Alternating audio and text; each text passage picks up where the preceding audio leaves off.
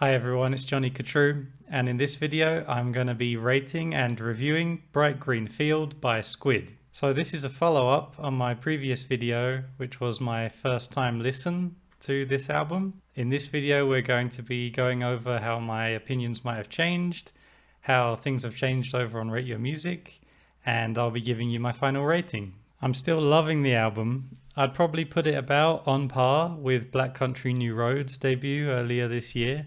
At the moment, we'll see if that changes after today's listen, where I'll give my final rating.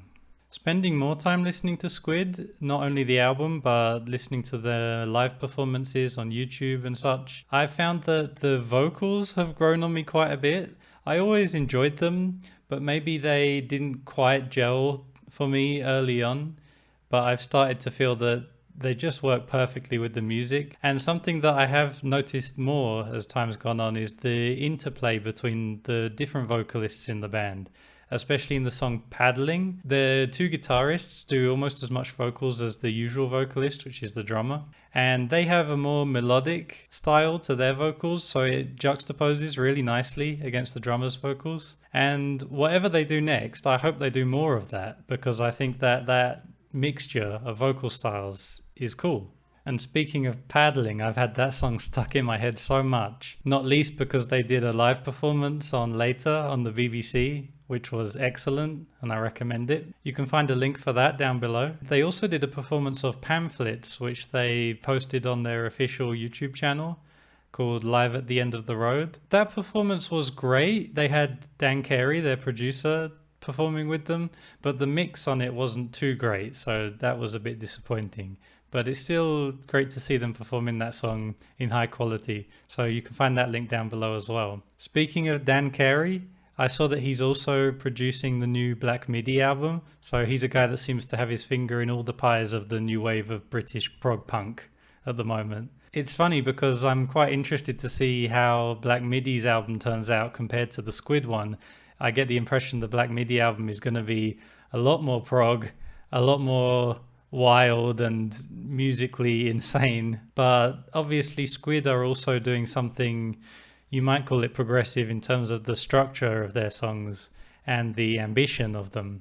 But they're definitely more rooted in the world of post-punk, whereas Black Midi seem to be breaking out of that. But of course it's great that we have these different bands bringing slightly different takes on this new modern post-punk style, and it seems we've got this guy Dan Carey to thank for a lot of how great it all sounds. Okay, so now let's go and take a look at how things have changed over on rateyourmusic.com. The rating seems to have dropped a bit since we last saw it. We can probably chalk that up to some of the backlash to all the hype that's been surrounding this band and the other post-punk bands coming from England at the moment. It's now at 3.74, but from 6,500 ratings, and that puts it at number 6 for 2021. The Floating Points and Pharoah Sanders album has overtaken it into number 5.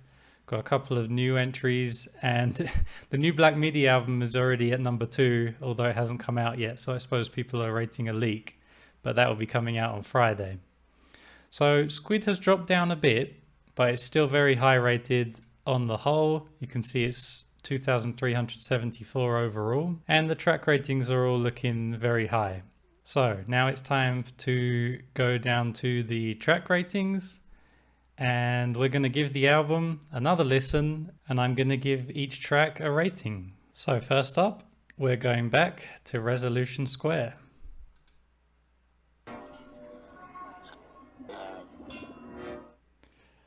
So it's a pretty cool intro. It's a pretty unique sound that I've come to associate with starting this album, of course.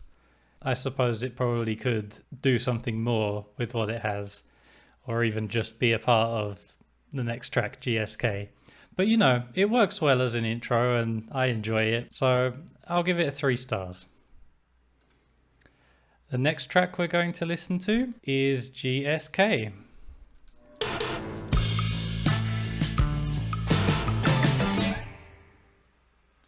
That's G.S.K.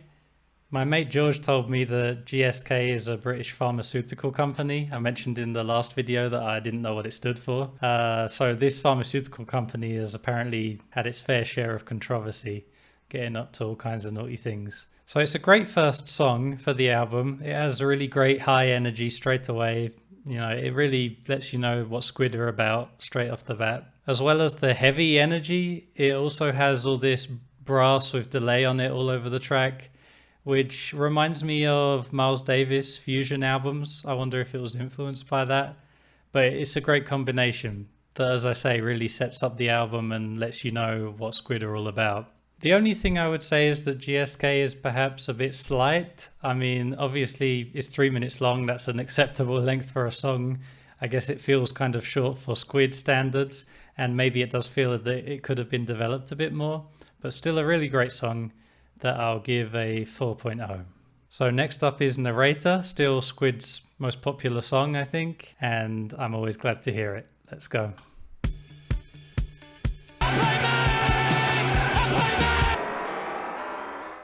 Fantastic. It's such a great song. It's the build-in intensity, the spectacular amount of tension that builds up over the song.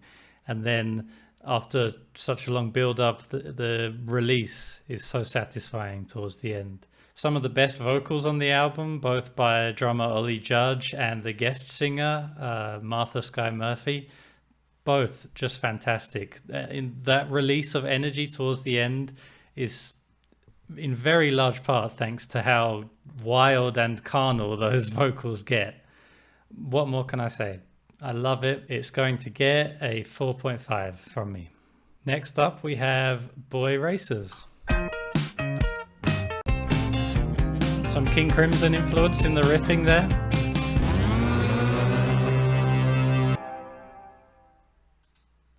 So in the first half of Boy Racers, I definitely think there's some Fear of Music era Talking Heads or 80s King Crimson influence.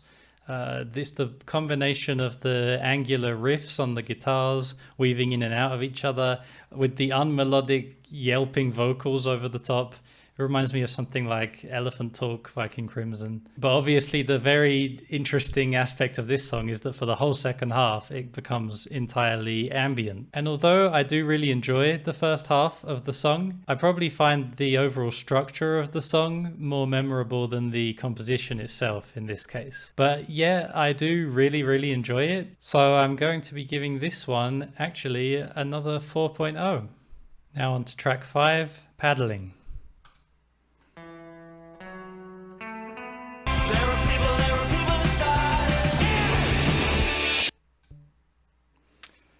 So Paddling. It's definitely an example of the band showing all their strengths at once.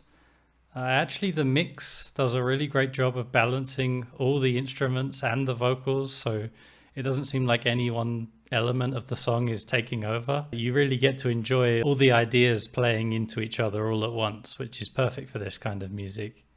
As I said earlier, I really love the interplay of the 3 different vocalists in this song. It works really well. I am also going to give Paddling a 4.0, another great track.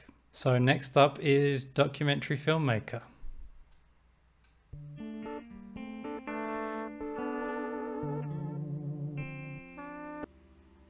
So that's Documentary Filmmaker. And this song, the subtlety of the intro and the last minute, they work well at this point in the album, so it definitely has its place. But maybe I feel the song is the first slight dip in quality on the album. I don't love the lyrics and they're pretty hard to ignore. They're very in your face. But the structure is cool and, you know, I do enjoy it. This one is going to get a 3.5 from me. Next up is 2010.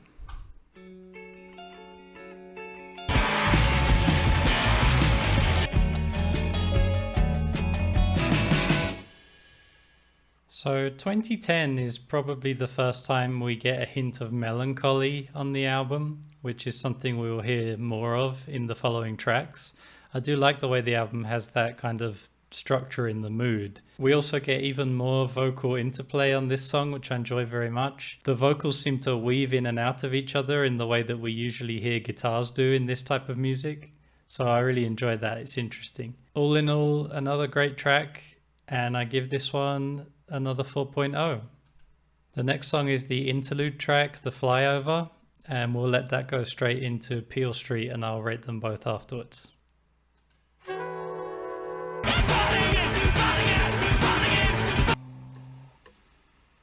The Flyover is a nice enough interlude. It again has a bit of a sound of Miles Davis, maybe in a silent way kind of era, or maybe they're getting that influence secondhand via Radiohead. I'll give it another 3.0. Peel Street though, it just about earns its 4.0 just for the intensity it brings once again. Track 10, Global Groove.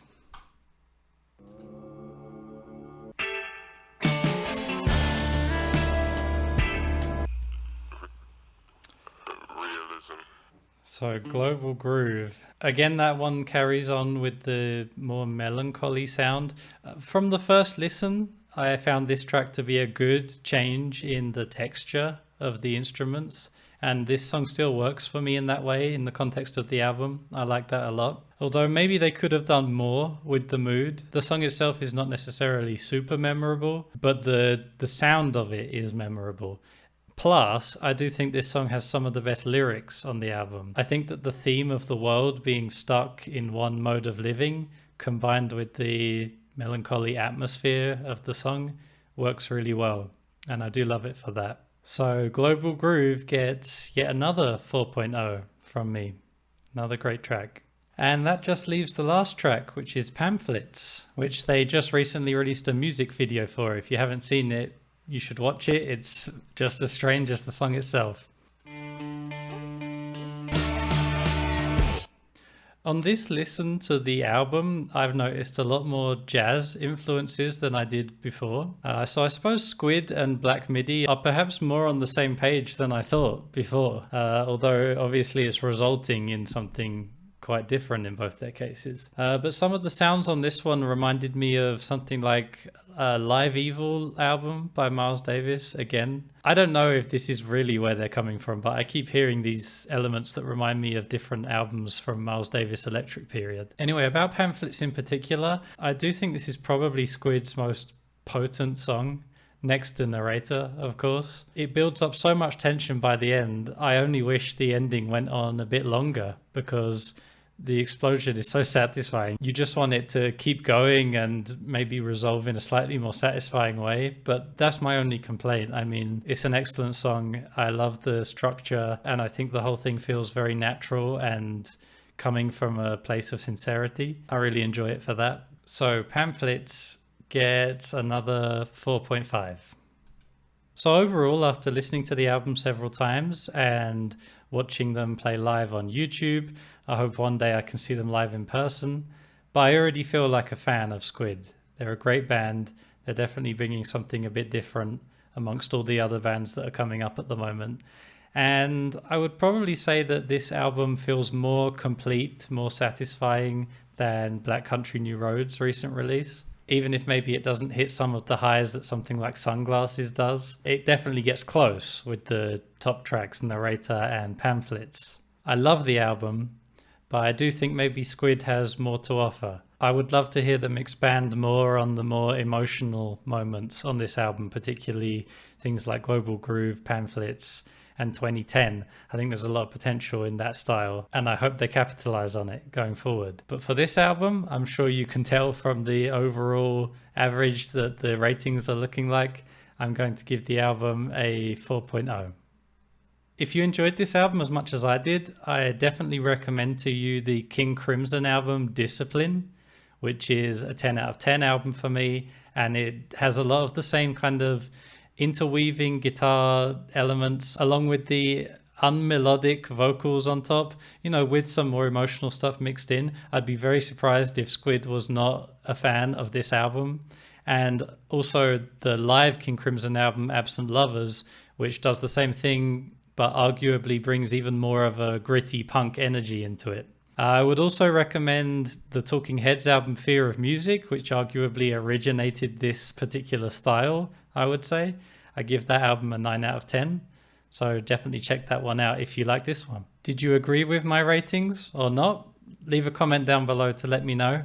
And if you have any other album recommendations for everybody that might have enjoyed this album, please let us know.